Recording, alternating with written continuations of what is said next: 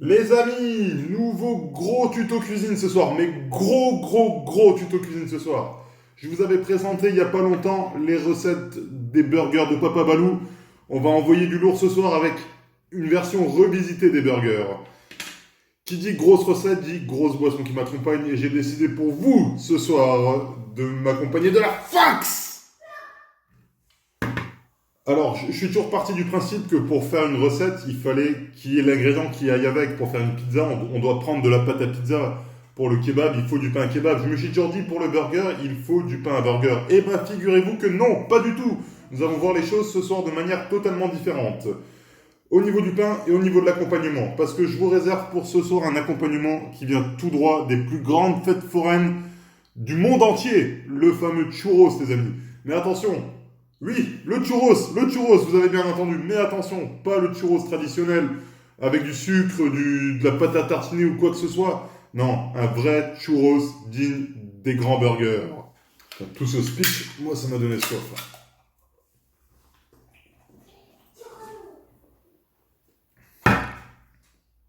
Alors pour la réalisation des churros, c'est vraiment pas compliqué. Il faut tout simplement...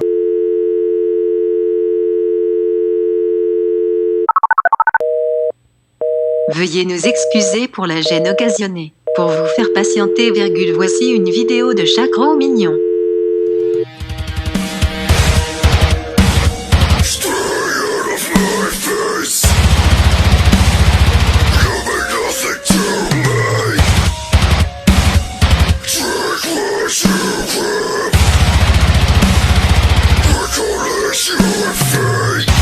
Pardon, l'occasion pour nous de vous présenter notre grand jeu. Vous souhaitez gagner un an de recettes de Papa Balou livrées à votre domicile? Eh bien c'est simple, il suffit d'envoyer gros pigeon au 8 12 77. Je répète, gros pigeon au 8 12 77. Point. Jeu gratuit, minimum de 3 SMS, 20 € par envoi de SMS. Voilà les amis, fin de la cuisson pour les churros. J'espère vraiment que vous avez bien suivi le truc. Parce que c'était clairement l'étape la plus importante de cette recette. Regardez-moi comment c'est beau.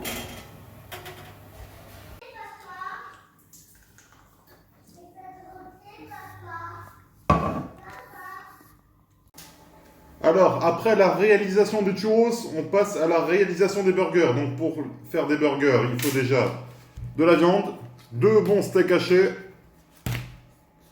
C'est un spécial salade tomate-oignon sans oignon.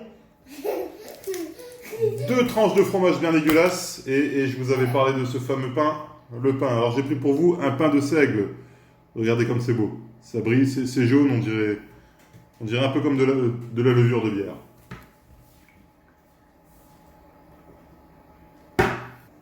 La découpe des tomates n'a plus aucun secret pour vous, je le sais très bien.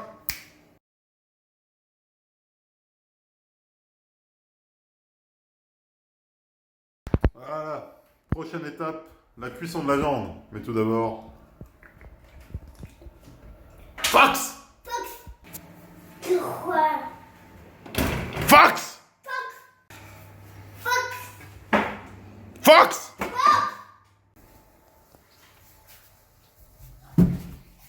Fax! Maintenant, il s'agit de passer à la cuisson de la viande. Donc, dans la poêle, un petit filet d'huile d'olive. À fond les ballons. Et c'est parti. On laisse la poêle chauffer.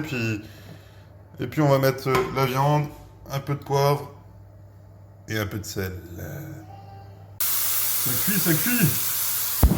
Mais il faut dire que ça donne soif.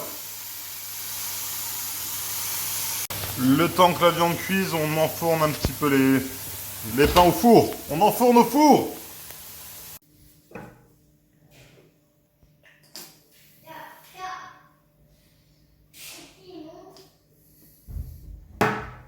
On va déposer délicatement les fromages sur la viande. Ils se cassent les cons.